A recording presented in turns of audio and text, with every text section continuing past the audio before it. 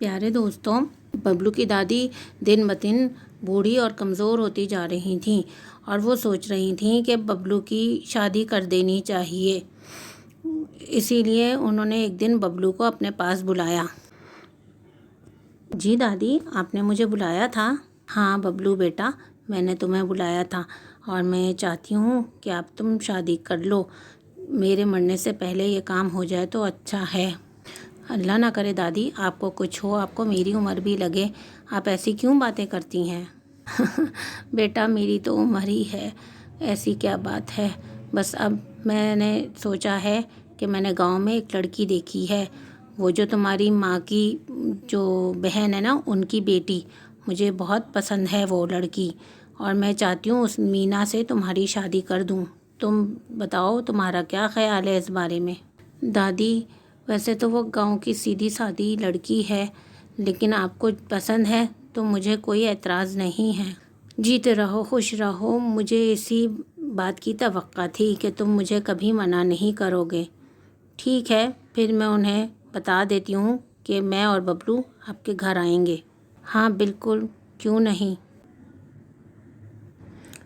दोस्तों, अगले ही हफ्ते दादी बबलू की पहुँच गई रिश्ता लेने और बोली, हम तुम्हारी बेटी को देखने आए हैं। मैंने तो देखा हुआ है, लेकिन बबलू, मैं चाहती हूँ बबलू भी उससे मिल ले और मैं चाहती हूँ कि इसका रिश्ता बबलू से तय हो जाए।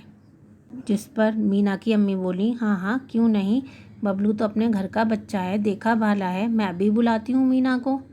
मीना मीना मीना चाय लेकर बबलू के सामने आ गई और बबलू ने सोचा ये तो बहुत ही छोटी है, इतनी सी उम्र में इसकी अम्मी शादी क्यों कर रही हैं।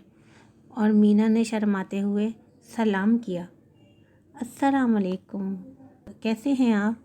बबलू बोला, हाँ मैं ठीक हूँ, और तुम कैसी हो, आजकल क्या कर रही हो?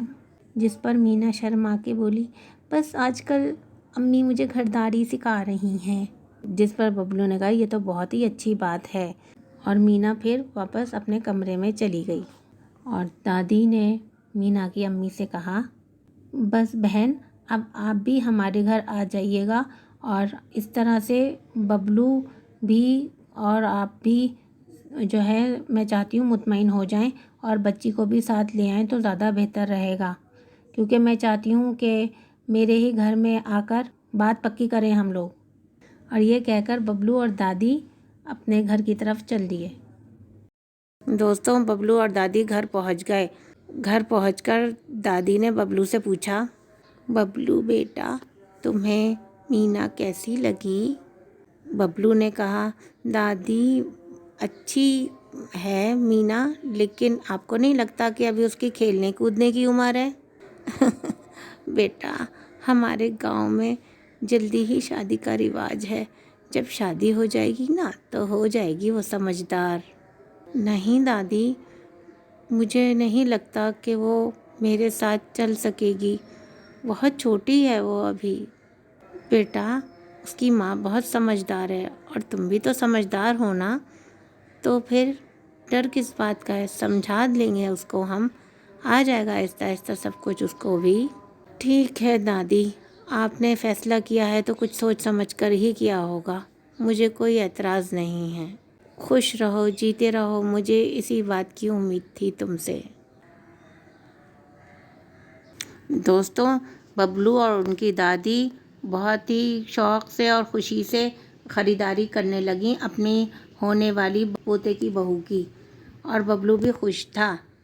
इस तरह से पूरा दिन गुज़र गया उनको ख़रीदारी करते हुए, और वो ख़रीदारी करके थक भी चुकी थी। तो बबलू ने दादी से कहा, चलें दादी, अब घर चलते हैं, बहुत देर हो चुकी है, मुझे आगे अपने होटल भी जाना है, काम देखना है और होटल को बंद भी करना है। दोस्तों, फिर वो दोनों मिलकर घर वापस आ गए अपने। मेरी तबीयत पता नहीं क्यों ख़राब हो रही है, दिल घबरा रहा है, जाके पानी पी लेती हूँ, शायद तबीयत कुछ बेहतर हो इससे। और वो किचन में चली गई। اور کچن میں جاتے ہی ایک دم زیادہ طبیعت خراب ہوئی اور زمین پہ نیچے گر پڑی۔ پیچھے سے ببلو نے گرنے کی جب آواز سنی تو وہ بھاگا بھاگا کچن کی طرف آیا۔ دادی کیا ہو گیا آپ کو؟ ببلو گھبرا گیا اور جلدی سے فون نکال کے اس نے ایمبولینس کو کال کری۔ ہیلو، جلدی سے ایمبولینس مجھے پہنچا دے میرے گھر، میری دادی کی بہت طبیعت خراب ہو گئی ہے۔ اور جلدی اس نے اپنا پتہ بتایا اور تھوڑی ہی دیر میں ایمبولینس آ گئی۔ دوستوں، اگر آپ کو ہماری کہانی پسند آئی ہو تو سبسکرائب کریں، لائک کریں اور بیل نوٹیفیکیشن دبانا نہ بھولیں۔ اور ڈسکرپشن باکس میں ہماری تمام پچھلی اقساط ہیں ببلو کی، وہ بھی لازمی دیکھ لیں۔ شکریہ۔